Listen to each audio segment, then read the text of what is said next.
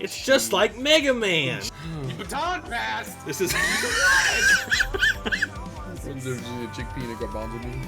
I wouldn't have a garbanzo bean in my face. Yeah.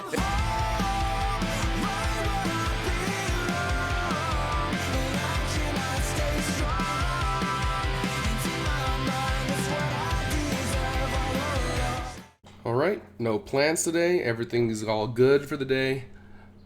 Don't know what I should be doing. I think I have no plans. So, by that logic, that means I can do this.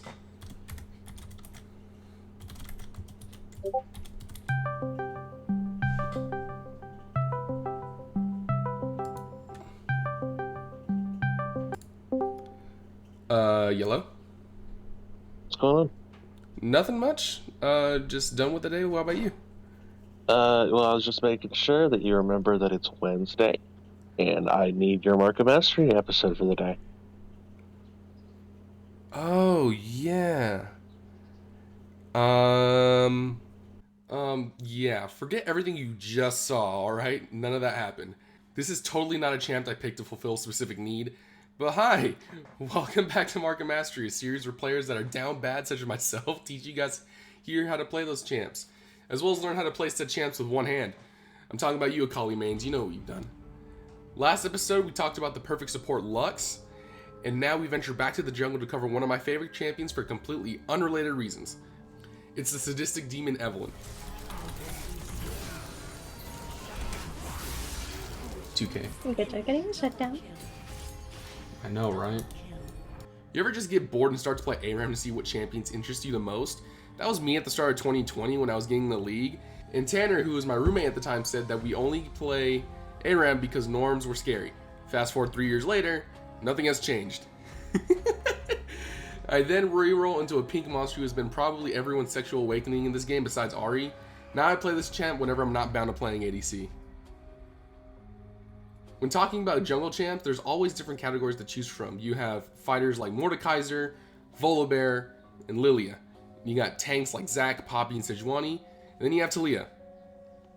What? But most junglers that get overshadowed by these other champions are the assassins, mainly because most champions can build Crown of the Shattered Queen, Gargoyle of Stoneplate, Zanyas, and Heartsteel. Fuck this item in particular. But that's not to say enough patience and broken keyboards you can play assassin junglers. Evelynn was one of those junglers, except there's a bit of leeway into playing her. Her gimmick is her invisibility, camouflage, whatever you want to call it, high burst and quick getaways. Evelynn is very tricky because she really thrives on squishy champs and trying to catch champs off guard just by themselves with no one to help them. I played Ev for quite a bit and she's very fun to play for all the right reasons. I don't understand what the problem with Evelynn is. She's an invisible magic melee assassin with good CC, good sustain, and magic shred, as well as easy escapes. You know what? Now that I say that out loud, yeah, she's definitely annoying. I honestly thought that's true. Oh, good job on the triple. You lost penis privileges. Now we have a basis of what we're in for. Let's talk about her kit. Evelynn's passive is very simple for rework champion, which I never thought I'd say that, to be honest. Her passive is called Demon Shade. Pre-level 6, she gains a health regen up to a certain point when she is out of combat that scales off her AP and her level, whenever it procs and empowers her next E. More on that here in a second. Post level 6, she becomes permanently camouflaged, meaning that minions and monsters can't see her, and enemy champs can't see her from a certain radius, and any attack or damage done breaks her camo and puts Demon Shade on cooldown. Yeah, that's honestly mostly it. Her passive is pretty simple, but hey, that's what you get when you get a champ that was released back when the game first released, and was reworked twice until 2017. Yeah, she's that old. I never knew that. Her Q is called Hate Spike. Evelynn sends out a lasher to the first enemy struck and adds mark to them. Each mark is consumed with each attack, dealing bonus magic damage. The secondary effect on it, because of course we're not done, is that it can be recast up to 3 different times as long as the enemy is within range. Each spike travels to the enemy Evelynn has most priority on, dealing damage to the other enemies as it passes through the ground. Best part is, you don't even gotta aim it. Her W is probably the best ability in her kit, correct me if I'm wrong, but Evelynn marks a champion or a large jungle monster with a symbol above their head. If Evelynn were to attack the enemy as it's filling up, it slows the enemy by 65% and refunds the mana cost. But Now hear me out. If she were to fill up the mark, that slow becomes a charm and also applies magic shred to the champion. So no matter what kind of magic resist that you build, you're probably not going to beat her. But don't worry, if the champion is smart enough, there's an arrow pointing at their feet on where she is. If the Evelynn is smart enough, she will charm so the enemy can't react. Oh, and one more thing I forgot to mention. It doesn't break her stealth, because it's not an attack. Meaning that she can cast this ability from up to 1600 units away, late game, just to fuck with the enemy, because a fed Evelynn will put alarms in your head if you don't know where she is. Her E is called Whiplash. It's fitting because the amount of damage that this ability does will actually make you say, what? Evelynn strikes a target with her lashers, dealing magic damage that scales off her AP and enemy's max health. Applying on hit and giving her a 30% movement speed after casting. I mean, it's pretty good. It's a pretty good ability, but that's not the empowered one. So remember how I said that Demon Shade empowers it? When Demon Shade is active, or whenever you see the little icon flash pink instead of purple, her E does more damage and she dashes to the enemy she chooses. Not only does she damage the enemy that she chooses, but as she's dashing through the enemies, she will also damage the other enemies she passes through. This is going to be mostly active, so try not to use it whenever you're fighting against a Poppy or anybody that can cancel a dash, because she's not unstoppable when she uses this. And then finally we get to her ultimate. Her ultimate is called Last Caress. Evelynn jumps in the air, and within the span of a quarter of a second, she creates a huge cone of magic damage that scales off AP. Shocking. But also does bonus damage based on the target's missing health 30% or lower. Yeah, balanced champion. And after she casts her ult, she blinks 700 units behind to where she cast the ult. Just in case if you thought you weren't in trouble, you're not. I honestly stand corrected, because this ability is probably the best in your kit. Her W is definitely a close second. Just from her abilities alone, Evelynn is super good at picking off opponents, but she suffers from Lilia syndrome, where if your teammates can't follow up properly, then there's no way you're gonna get ahead. Because she is a carry jungler, and if she falls behind, good luck trying to get back ahead. But look on the bright side. Her scaling hits hard, like really, really hard. And honestly, it'll be tricky to try to team fight since she's not really a team fighter, if that makes any sense. Oh no, the ramping damage.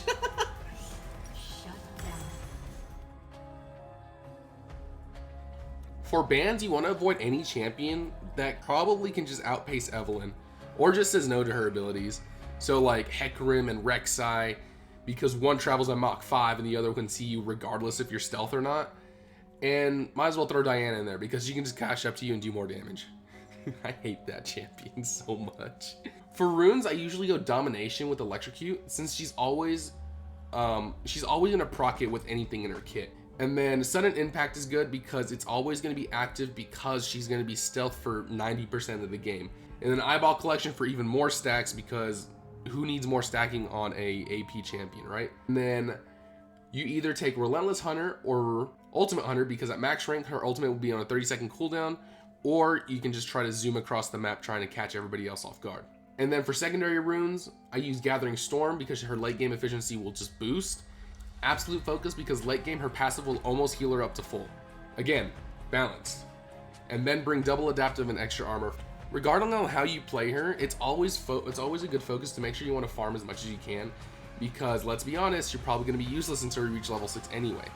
So whenever you clear your camps, just gank as much as you can. I start blue buff first, so it's better to gank Bling after you get your other buff. Once you become stealth, you can be a little more aggressive as long as you don't get caught by control wards or by turret range, because it will spot you. And then just try not to die, you'll get health after the fight. Easier said than done, right? Good job. For the start of the match, I usually go red jungle pet for maximum burst once leveling it up, because you need more burst on top of your big burst. And for your starting item, I always just rush Lichbane, because if you didn't spot it, anytime Evelynn uses her empowered E, if you're clicking on a champion, she also gets an auto attack as she's casting the ability, which is super good. That's more damage. And then after that, I get Darkseal and Sorks, because Eve needs to get a whole bunch of AP, or else she's not going to do anything to hurt the enemy team. If you manage to get 25 Magi's by endgame, you're basically a god.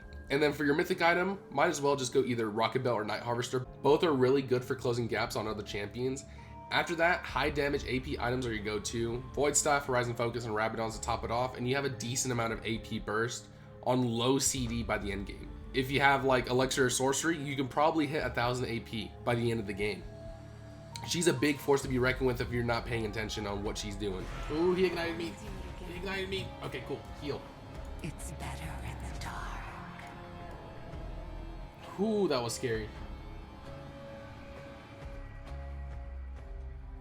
Like I said, Evelynn needs to reach level 6 as fast as possible because the more she's behind, the harder it is to harass your opponents just by W alone. After you reach level 6, you need to roam a lot, and I mean roam a lot. It's better to have everyone be paranoid because they're busy looking for you instead of paying attention to the other champions on your team or objectives.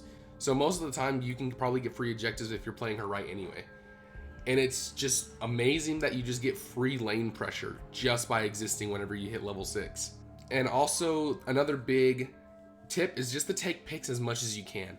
If you can catch somebody just by themselves or just in the jungle and you know that you can kill them, just go for it. Just like Lilia, if you can get in and out without any witnesses, use Sweeper to your advantage because even though nobody can see you with normal wards, if you get hit with a control ward, they can see you.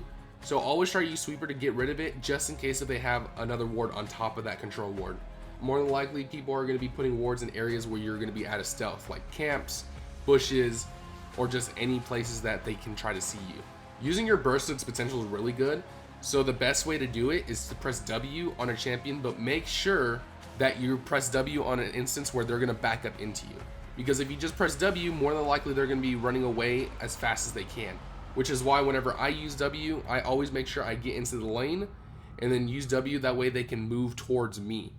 Because you're going to be hit with the W, you're going to back up no matter what. If you don't believe me, play against the game with Evelynn and then get hit with W and try to face her head on.